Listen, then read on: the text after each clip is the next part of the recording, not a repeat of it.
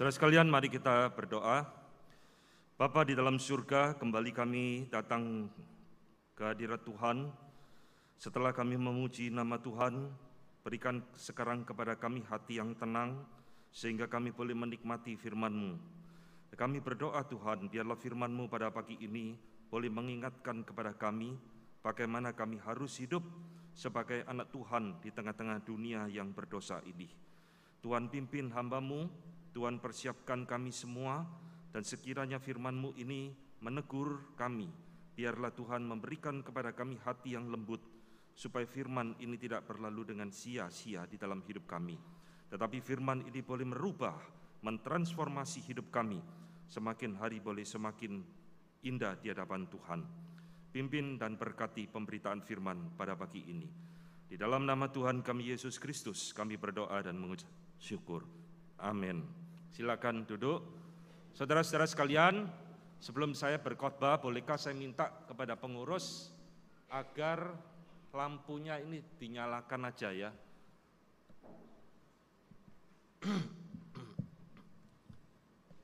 Ya, maksudnya saya lampu neonnya ya. Apakah perlu pakai lampu sorot ini saudara? Karena ini cukup menyilaukan mata saya. Ya. Saya khawatir saudara, kita ibadah gelap-gelapan dengan hawa yang sejuk, saudara ngantuk semua. Maka dari itu saya lebih suka kita beribadah dengan cara yang lama, menurut saya lebih baik. Saudara sekalian, tahun ini adalah kita sudah memasuki tahun yang ketiga di dalam masa pandemi, dan saya berharap saudara semua di dalam keadaan yang baik dan sehat. Dan sekiranya saudara ada yang belum bisa beribadah secara offline, biarlah saudara tetap boleh mengikuti dengan tertib ibadah di rumah saudara masing-masing. Ya, mari kita akan membuka dan melanjutkan seri khotbah dari Yakobus. Saudara, mari kita membuka Yakobus pasal 4. Kitab Yakobus pasal 4 ayat yang ke-11 hingga ayat yang ke-12 menjadi fokus pembahasan kita pada pagi hari ini. Yakobus pasal 4 ayat 11 hingga ayat yang ke-12. Saya akan membacakan bagi kita semua, demikian bunyi firman Tuhan. Jangan memfitnah orang. Saudara-saudaraku, janganlah kamu saling memfitnah. Barang siapa memfitnah saudaranya atau menghakiminya, ia mencela hukum dan menghakiminya. Dan jika engkau menghakimi hukum, maka engkau bukanlah penurut hukum, tetapi hakimnya. Hanya ada satu pembuat hukum dan hakim, yaitu Dia yang berkuasa menyelamatkan dan membinasakan. Tetapi siapakah engkau, sehingga engkau mau menghakimi sesamamu manusia? Saudara-saudara sekalian, hari ini kita akan berbicara melanjutkan seri khotbah dari kitab Yakobus pasal 4 ayat yang ke-11. Saudara, dampak dosa di dalam hidup manusia di dalam Alkitab dikatakan sangat serius sekali. Dosa itu bukan hanya memisahkan kita dari Allah, tetapi dosa itu juga memperbudak, dosa itu memperalat semua anggota tubuh kita. Siapa di antara kita yang pernah membaca Alkitab dan menyelidiki dampak dosa di dalam tubuh kita sebagai manusia? Saudara-saudara, kalau saudara menyelidiki Alkitab dengan teliti, mulai perjanjian lama sampai perjanjian baru, hampir tidak ada bagian dari organ tubuh kita yang tidak disebutkan di dalam Alkitab yang diperbudak, yang diperalat oleh dosa. Tangan, mata, telinga, semua pernah disebutkan di dalam Alkitab, termasuk adalah lidah kita. Maka saudara, berulang kali, termasuk Rasul Paulus, di dalam Roma 6 ayat 13 mengatakan, jangan kamu menyerahkan anggota-anggota tubuhmu kepada dosa untuk dipakai sebagai senjata kelaliman. Tetapi serahkanlah dirimu kepada Allah sebagai orang-orang yang dahulu mati, tetapi sekarang hidup. Dan serahkanlah anggota-anggota tubuhmu kepada Allah untuk dipakai sebagai senjata kebenaran. Saudara lihat, ini yang Paulus katakan di dalam surat Roma. Sebelum di dalam Kristus, tubuh kita, organ tubuh kita diperbudak, dipakai oleh iblis untuk menjadi senjata kejahatan. Tetapi Tuhan menginginkan kita sebagai orang yang sudah ditebus, sekarang Paulus katakan, serahkan anggota-anggota tubuhmu untuk dipakai menjadi senjata kebenaran, termasuk adalah mulut dan lidah kita. Nah, saudara-saudara, di dalam Yakobus pasal 4 ini, Yakobus kembali berbicara tentang dosa yang muncul di dalam lidah kita. Ini menarik sekali, saudara. Kalau saudara mengikuti seri daripada khotbah kitab Yakobus ini, bukankah di pasal ketiga Yakobus sudah berbicara tentang dosa karena lidah? Di situ satu pasal Yakobus sudah panjang lebar berbicara tentang dosa karena lidah. Tetapi rupanya Roh Kudus mengingatkan kembali Yakobus, ada satu hal yang belum dia bahas di dalam pasal yang ketiga. Maka dia selipkan di dalam pasal keempat ini. Dia berbicara sekali lagi tentang dosa karena lidah, dan secara khusus dia menyoroti tentang dosa memfitnah. Saudara-saudara, di dalam Alkitab bahasa Inggris kita, di situ misalkan di dalam English Standard Version dipakai do not speak evil. Jangan berkata sesuatu tentang yang jahat kepada orang lain. Dan New International Version menggunakan kata brothers do not slander. Jangan memfitnah satu dengan yang lain. Saudara-saudara, kata yang dipakai speaking evil, berkata-kata jahat atau memfitnah, itu di dalam bahasa Yunani menggunakan kata laleo. Ya, kata laleo, ini bukan bahasa Indonesia, saudara, bahasa Yunani, kata laleo, satu kata ini, kata laleo. Saudara, kata laleo itu adalah berkata-kata sesuatu yang buruk tentang seseorang dengan motivasi dan tujuan yang salah dan jahat. Ini arti daripada kata laleo yang paling mendasar. Apa kata-kata yang jahat itu? Ini mencakup segala hal, termasuk melecehkan, merendahkan, kata-kata yang merusak, kata-kata yang melukai, kata-kata yang menuduh, kata-kata yang menghina, kata-kata yang mengutuki, kata-kata yang mempermalukan, termasuk adalah kata-kata yang memfitnah orang lain. Hari ini kita akan memfokuskan, saudara, seperti tema kita. Saya hanya akan berbicara tentang memfitnah.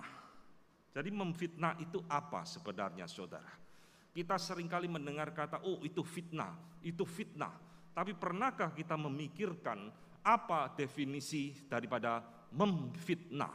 Saudara-saudara, kalau saudara melihat di dalam Cambridge Dictionary, di sana dikatakan a false spoken statement about someone which damages their reputation. Satu statement yang palsu tentang seseorang yang merusak reputasi orang tersebut. Dan saya mendefinisikan fitnah itu adalah satu penghakiman kepada seseorang yang bertentangan dengan kenyataan sesungguhnya dengan tujuan merusak karakter orang tersebut. Saudara-saudara, di dalam memfitnah itu ada satu penghakiman, ada satu penilaian. Kita menilai seseorang menurut standar kita, tetapi penilaian kita itu justru bertentangan dengan kenyataan yang sebenarnya. Karena tujuan memfitnah itu adalah memang untuk merusak, menghancurkan karakter dari orang yang kita fitnah tersebut.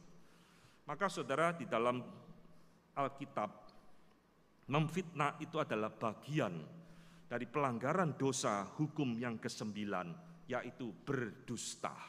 Di dalam memfitnah ada unsur berdusta, karena kita memberikan satu judgment terhadap seseorang yang bertentangan dengan kenyataan yang sebenar-benarnya.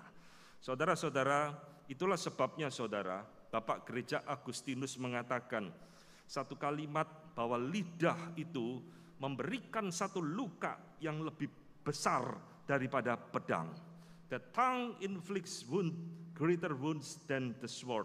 Jadi lidah itu menggoreskan satu luka yang lebih dalam, yang lebih parah daripada pedang itu sendiri. Inilah fitnah. Itulah sebabnya saudara, fitnah itu muncul di dalam Alkitab, bukan hanya di dalam kitab Yakobus ini. Nanti saya akan tunjukkan ini dosa yang serius di mata Tuhan, sehingga Tuhan sudah membicarakan kejahatan fitnah ini bahkan sejak di dalam perjanjian lama. Saudara-saudara, kapan fitnah pertama kali muncul di dalam Alkitab? Siapa pemfitnah pertama di dalam Alkitab? Dan siapa korban fitnah pertama di dalam Alkitab? Kalau saya sebutkan ini, saudara akan kaget luar biasa. Korban fitnah pertama yang dicatat di dalam Alkitab adalah Allah sendiri. Siapa pemfitnah Allah yang pertama? Adalah iblis itu sendiri. Saudara-saudara, iblis dicatat di dalam Alkitab adalah pemfitnah pertama yang muncul di dalam Alkitab. Dan korbannya bukan main-main, adalah Allah itu sendiri. Di mana ini muncul? Di dalam Kejadian 3 ayat 1, ketika iblis itu mencobai Hawa, dan iblis berkata, ular itu berkata kepada perempuan, tentulah Allah berfirman, semua pohon dalam taman ini jangan kamu makan buahnya, bukan? Saudara membaca ayat ini adalah kalimat fitnah dari iblis kepada Allah. Tuhan tidak pernah melarang Hawa atau Adam untuk makan semua pohon, dilarang, tidak. Hanya satu pohon yang dilarang. Tapi iblis memfitnah Allah. Hawa, Tuhan ngomongkan, semua pohon di taman ini tidak boleh kamu makan. Saudara, iblis sedang ingin menanamkan satu image kepada diri Hawa. Tuhan tidak cinta kalian loh. Semua dilarang makan. Saudara, inilah fitnah pertama kali muncul di dalam Alkitab. Dan saudara lihat, korban fitnah pertama adalah Allah itu sendiri. Tak main-main, saudara. Maka dari itu Tuhan Yesus di dalam perjanjian baru mengatakan, bapak segala dusta adalah iblis itu sendiri. Dan Tuhan berkata kepada orang Yahudi, iblislah bapakmu. Saudara-saudara, iblis adalah raja dusta, bapak segala dusta. Itulah sebabnya saudara, ketika manusia sudah jatuh di dalam dosa, dosa fitnah ini menjadi bagian daripada kehidupan manusia di dalam dosa. Saudara-saudara, fitnah menjadi bagian kehidupan manusia, termasuk di dalam lingkungan umat Allah sendiri. Hari ini kita berbicara tentang dosa ini. Saudara jangan pikir di gereja tidak ada fitnah. Di lingkungan umat Allah tidak ada fitnah. Saudara salah. Tuhan berulang kali mengingatkan kepada bangsa Israel dalam perjanjian lama. Misalkan di dalam Imamat 19 ayat 16, Tuhan berkata, janganlah engkau pergi kian kemari menyebarkan fitnah di antara orang-orang sebangsamu. Saudara, kenapa Tuhan memberikan peringatan ini? Karena inilah yang terjadi di tengah-tengah umat Allah. Fitnah menjadi bagian dari kehidupan umat Allah sepanjang zaman. Bahkan di dalam Mazmur 15 ayat 1 dikatakan, Mazmur Daud, Tuhan, siapakah yang boleh menumpang dalam kemahmu? Siapakah yang boleh diam di gunungmu yang kudus?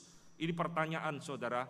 Lalu di dalam ayat ketiga Mazmur 15 dikatakan, yang tidak menyebarkan fitnah dengan lidahnya, dan yang tidak berbuat jahat terhadap temannya, dan yang tidak menimpakan cela kepada tetangganya. Tuhan, siapakah yang boleh naik ke gunungmu yang kudus? Lalu dijawab sendiri, yaitu orang yang mulutnya tidak menyebarkan fitnah kepada sesamanya. Saudara-saudara, ini adalah peringatan yang Tuhan berikan di dalam perjanjian lama. Dosa ini, dosa yang sangat serius di mata Tuhan. Kita selalu pikir dosa berdusta, dosa memfitnah, dosa yang lebih kecil daripada dosa membunuh. Tidak, saudara. Ini dosa yang sangat serius di mata Tuhan, yang menimbulkan dampak yang tidak kalah hebatnya dengan pembunuhan secara fisik. Karena fitnah pada dasarnya adalah pembunuhan secara karakter.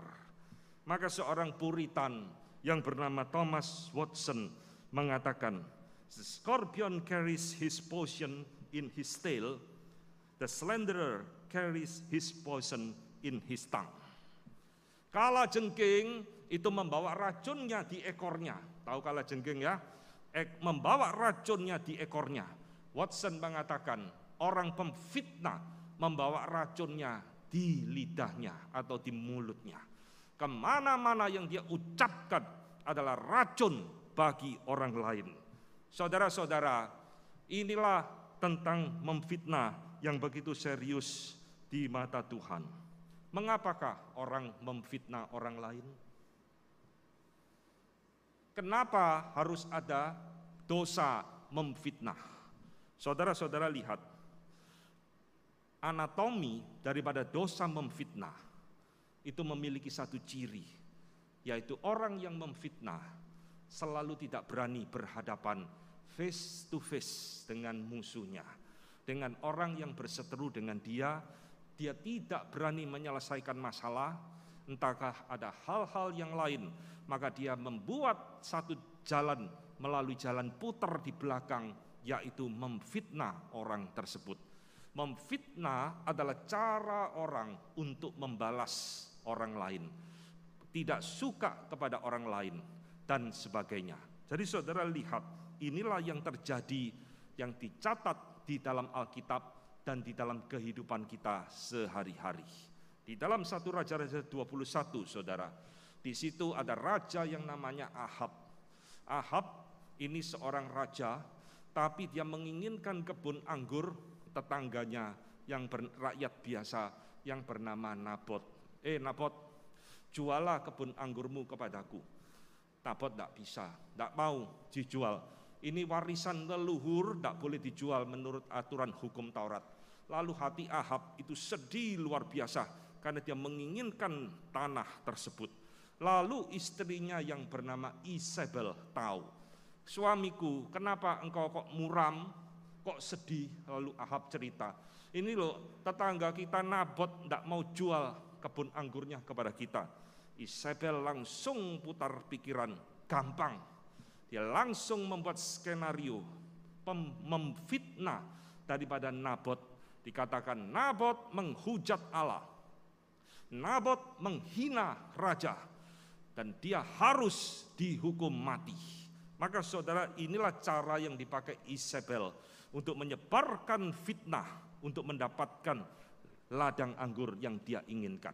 Dan saudara jangan lupa, salah satu cara yang dipakai orang Yahudi, orang-orang ahli Taurat dan orang Farisi untuk membunuh Tuhan Yesus adalah melalui fitnah. Dan mereka tahu Tuhan Yesus tidak ada salah apa-apa. Orang ini tidak bisa diotak-atik, dicari kesalahannya tidak ada nemu. "Siapakah di antara kamu yang dapat membuktikan aku berdosa?" kata Tuhan Yesus. Semua langsung diam, tak bisa ngomong. Maka mereka putar otak, bagaimana cara menyingkirkan Tuhan Yesus, bagaimana membunuh Tuhan Yesus. Tidak ada cara lain, fitnah. Setiap pemfitnah sebenarnya di dalam hatinya ada seorang yang pengecut, yang tidak berani berhadapan face to face menyelesaikan masalah, tapi dia memakai cara lain di belakang untuk menghancurkan orang lain melalui pembunuhan karakter. Jadi saudara-saudara lihat, ini yang terjadi di dalam Alkitab, dan inilah yang terjadi di dalam sepanjang sejarah. Di awal sejarah gereja mula-mula abad pertama, orang-orang Romawi gelisah melihat perkembangan kekristenan begitu cepat sehingga dianggap menjadi ancaman. Orang Kristen hanya mau sembah Yesus sebagai rajanya, tidak mau sembah kaisar sebagai raja. Maka kekaisaran Romawi putar otak lagi, bagaimana menyingkirkan, menghancurkan kekristenan dan gereja. Cara yang dipakai sekali lagi, fitnah lagi. Sebarkan fitnah. Agama Kristen mengajarkan kanibalisme. Lihat, makan darah, makan daging, minum darah. Perjamuan kudus, saudara. Yesus ngomong, inilah darahku, inilah tubuhku. kalimat itu dijadikan fitnah, iman Kristen mengajarkan kanibalisme, maka itu jadikan alasan untuk membantai dan membunuh orang Kristen di gereja mula-mula. Fitnah tidak lebih jahat atau tidak lebih baik daripada pembunuhan. Saudara-saudara lihat, inilah yang terjadi. Mengapa orang memfitnah orang lain? Kan di dalam hatinya sebenarnya satu jiwa pengecut yang tidak berani berhadapan muka, maka dia memakai cara yang lain untuk membunuh orang yang lain. Sekarang kita hidup, saudara, di dalam zaman yang lebih modern. Orang memfitnah tidak harus pakai mulut, bisa pakai jari. Ini tidak ada di Alkitab, saudara. Memfitnah kok pakai jari. Ini di abad kita hidup, sekarang kita bisa memfitnah, tidak usah pakai mulut, tapi pakai jari kita di gadget. Fitnah orang lain, sebarkan lewat sosmed kemana-mana. Itu menjadi pemfitnaan yang lebih masif dan lebih destruktif. Maka saudara, di dalam bagian ini Yakobus mengingatkan kita kembali, zaman di mana dia hidup tidak lebih baik dari zaman perjanjian lama. Dan zaman di mana kita hidup sekarang tidak lebih baik daripada zamannya Yakobus. Perhatikan ayat 11. Yakobus berkata, saudara-saudaraku, janganlah kamu saling memfitnah. Menarik sekali, saudara. Yakobus membuka ayat 11 dengan kata saudara-saudaraku. Yakobus bukan bicara orang lain. Yakobus berbicara di dalam konteks kehidupan bergereja. Yakobus berbicara di dalam konteks kehidupan berjemaat. Saudara-saudaraku, janganlah kamu saling memfitnah. Berarti, saudara, di tempat gereja di mana Yakobus menuliskan surat ini, kemungkinan besar dosa ini juga sedang terjadi pada masa itu.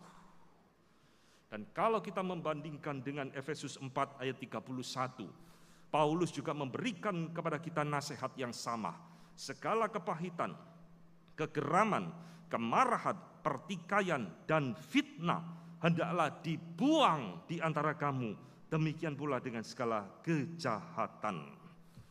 Saudara-saudara, Alkitab tidak pernah menyetujui ataupun mendukung dosa ini. Bahkan Alkitab berulang kali mengingatkan dan memberikan peringatan kepada kita. Jauhilah fitnah, hentikan pemfitnaan, dan sebagainya.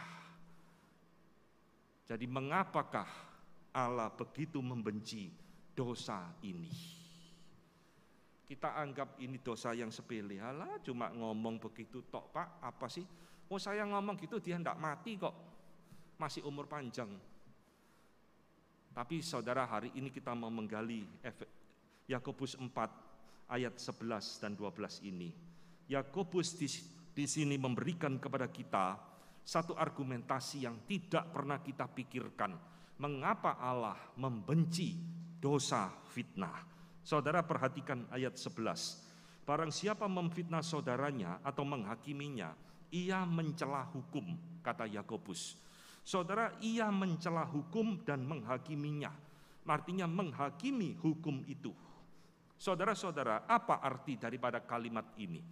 Orang yang memfitnah orang lain, saudara, berarti dia itu tidak percaya kepada hukumnya Allah. Orang yang memfitnah orang lain, berarti dia menjadi hakim, dia menjadi standar untuk menghakimi orang lain. Padahal hukumnya Tuhan mungkin tidak menilai orang itu seperti yang kita fitnahkan. Maka Yakobus mengatakan, barang siapa memfitnah orang lain, dia mencela hukumnya Tuhan. Karena hukumnya Tuhan tidak pernah menilai orang itu mungkin seperti yang kita nilai. Dan ayat yang ke-12, saudara lihat, dia mengatakan hanya ada satu pembuat hukum dan hakim, yaitu Dia yang berkuasa menyelamatkan dan membinasakan. Tetapi siapakah engkau sehingga engkau mau menghakimi sesamamu manusia? Saudara, implikasi dari ayat ini artinya orang yang suka memfitnah orang lain berarti dia sedang melecehkan hukumnya Allah dan sekaligus dia melecehkan pribadi yang membuat hukum itu sendiri, yaitu Allah. Ini argumentasi Yakobus. Sekali lagi saya ulangi, orang yang suka memfitnah orang lain, berarti dia melecehkan hukumnya Allah, sekaligus dia melecehkan Allah sebagai pembuat hukum tersebut. Artinya saudara, belum tentu loh Allah itu menilai orang yang kita fitnah itu seburuk yang kita katakan. Siapakah kita sehingga kita berani menghakimi orang tersebut melampaui penghakiman Allah? Nah, saudara-saudara, ini dosa yang tidak main-main. Dosa yang bukan hanya sekedar merugikan orang lain, tapi dosa ini dosa yang sangat merendahkan dan melecehkan diri Allah sendiri. Saudara-saudara, inilah yang dikatakan oleh Yakobus di dalam ayat 4 dan pasal 4 ayat 11 dan ke-12. Kita menjadi orang yang seolah-olah lebih hebat dari Tuhan, memberikan penghakiman dan penilaian kepada orang tersebut, padahal Tuhan belum tentu menilai orang itu seperti kita. Inilah dampak dosa memfitnah yang luar biasa. Saudara-saudara, maka jangan berpikir ya, kalau kita suka memfitnah orang lain, itu tidak ada dampaknya bagi diri kita sendiri. Kita selalu berpikir dampak dosa memfitnah itu merusak orang lain, merugikan orang lain. Dampak dosa memfitnah bisa memecah belah gereja, betul. Tapi kita jangan lupa saudara, dosa memfitnah juga merusak diri pemfitnah tersebut. Tidak ada dosa yang tidak berdampak kepada diri pelakunya, termasuk dosa memfitnah. Orang yang suka memfitnah orang lain, melihat reputasi orang lain hancur, melihat pekerjaan orang lain hancur, melihat keluarga orang lain berantakan, dia tertawa-tawa.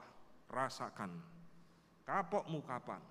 Dia merasa hebat, dia merasa kuat, bisa merusak hidup orang lain.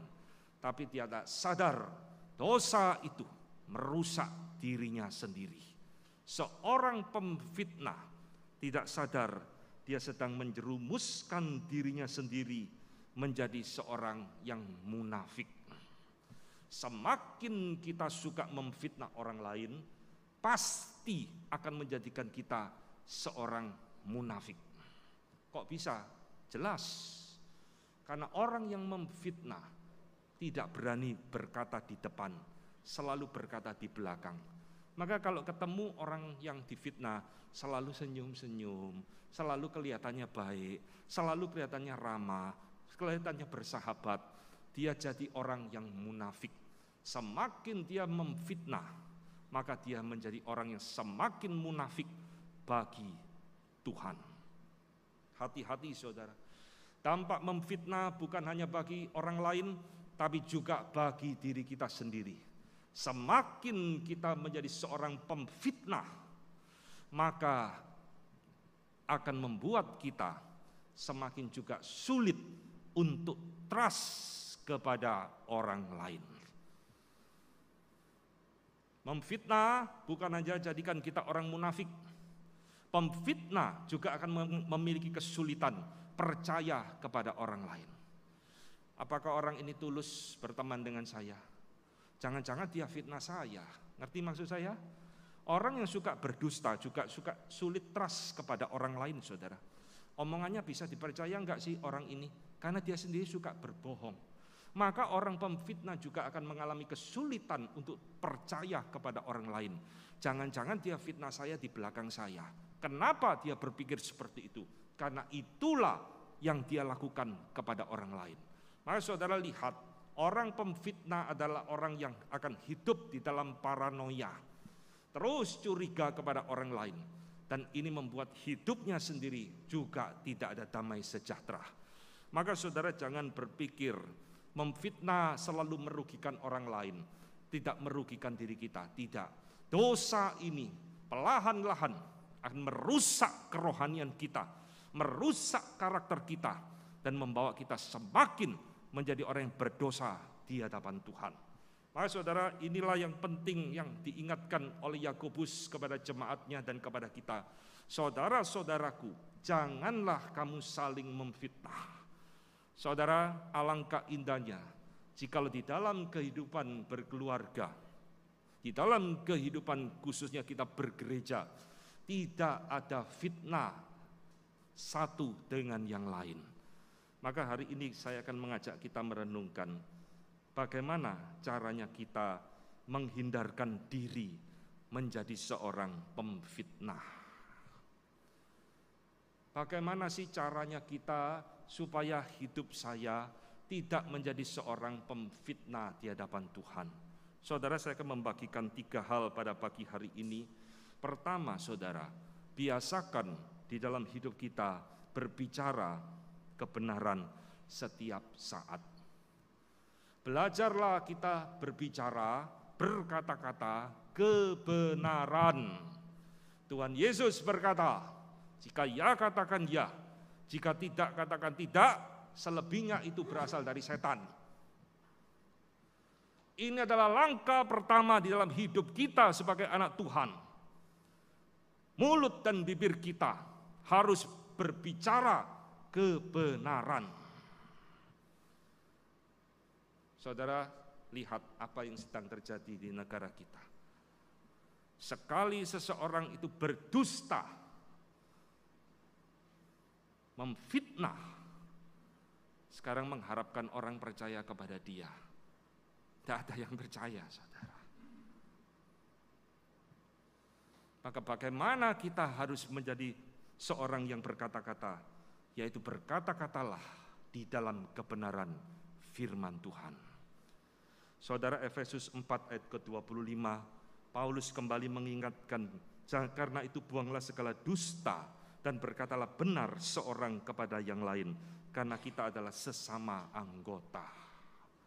Kalau mulut kita sudah terbiasa berdusta untuk hal-hal yang kecil, maka itu tidak menutup kemungkinan mulai kita berdusta untuk hal-hal yang besar, dan itu membuka diri kita untuk satu langkah lagi menjadi seorang pemfitnah orang lain.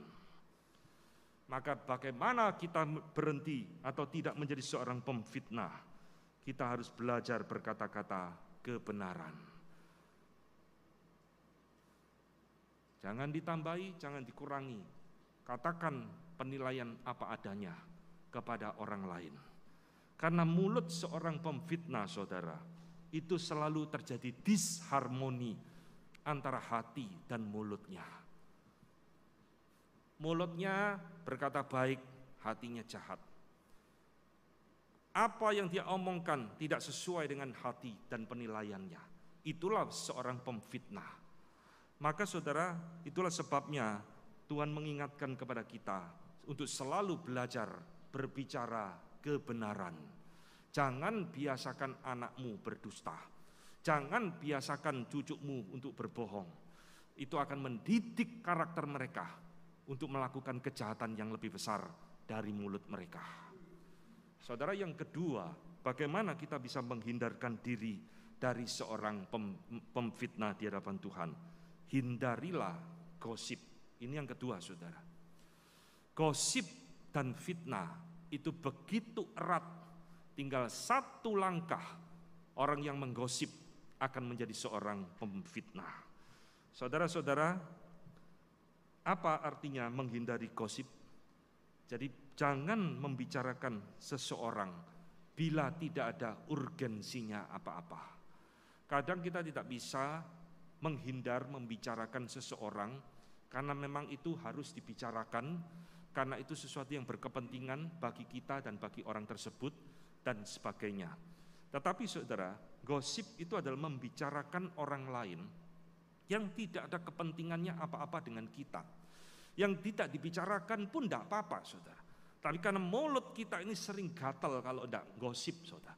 Maka terus membicarakan orang lain yang tidak ada kepentingannya dengan kita, maka itu membawa kita bisa menjadi seorang pemfitnah. Jadi kalau kita terus berbicara menggosip dengan orang lain, maka jikalau tidak dikendalikan, Gosip kita itu bisa menjerumuskan kita mulai memberikan judgement, penilaian yang salah, yang tidak sesuai dengan realita yang sesungguhnya. Dan kita seringkali tidak sadar, saudara, di dalam kita menggosip, karena saking asik menggosip, mulai lawan bicara kita mengeluarkan fitnah, dan fitnah itu termakan oleh kita, kita sebarkan kepada orang lain, orang ketiga dan seterusnya. Kita secara tidak sadar menjadi penerus berita fitnah yang membunuh karakter orang lain.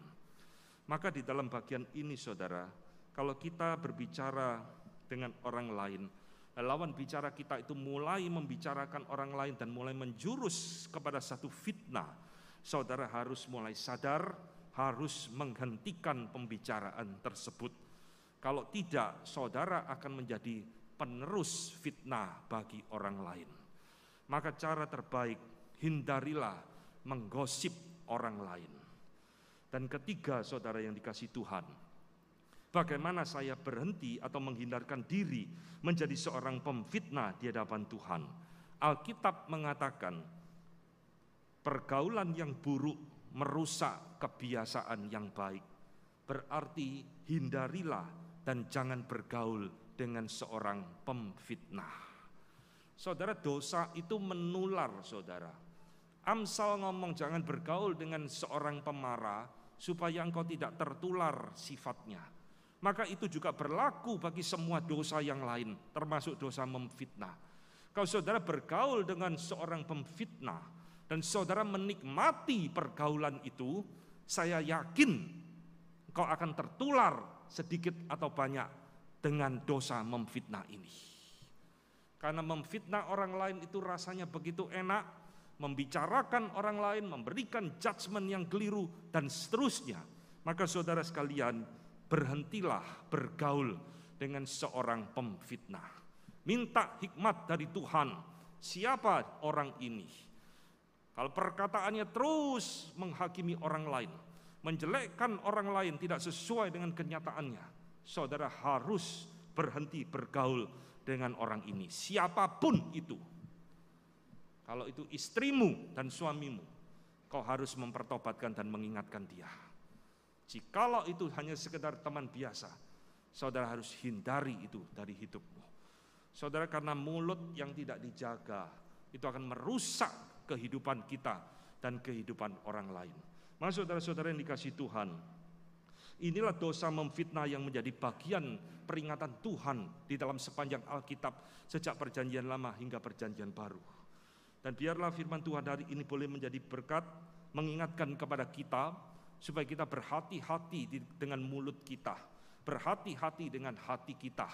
Dan kita akan diingatkan oleh Paulus, pakailah segala anggota tubuhmu, mulutmu, untuk memuliakan Allah, untuk jadi berkat bagi orang lain, mendoakan mereka, memberitakan Injil kepada mereka, memberikan kata-kata penguatan kepada mereka, daripada sekedar kita membicarakan orang lain yang tidak ada gunanya. Saudara, saya harap firman Tuhan yang singkat pada pagi ini boleh mengingatkan kepada kita supaya kita berhati-hati dengan segala ucapan dan perkataan kita. Mari kita tunduk kepala, kita akan masuk di dalam doa. Bapa di dalam surga, pagi ini Tuhan mengingatkan kepada kami, betapa seringkali hati dan mulut kami lepas kendali di hadapan Tuhan. Seperti binatang liar, mulut kami mengeluarkan kata-kata yang menyakiti orang lain, bahkan memfitnah orang lain. Tuhan, ampuni kami, didiklah kami, supaya kami memiliki hikmat di dalam berkata-kata, supaya kami berhati-hati di dalam memberikan sebuah penilaian. Jangan sampai mulut kami merusak karakter orang lain, bahkan membunuh karakter dan menghancurkan masa depan orang lain. Pimpin hidup kami Tuhan di tengah-tengah dunia yang penuh dengan fitnah ini, supaya kami tetap berhati-hati dan berjaga-jaga. Hidup kami tidak merusak orang lain, tetapi hidup kami justru menjadi berkat bagi orang lain. Di dalam nama Tuhan kami Yesus Kristus, kami berdoa dan kami mengucap syukur. Amin. Saya kembalikan ke liturgos.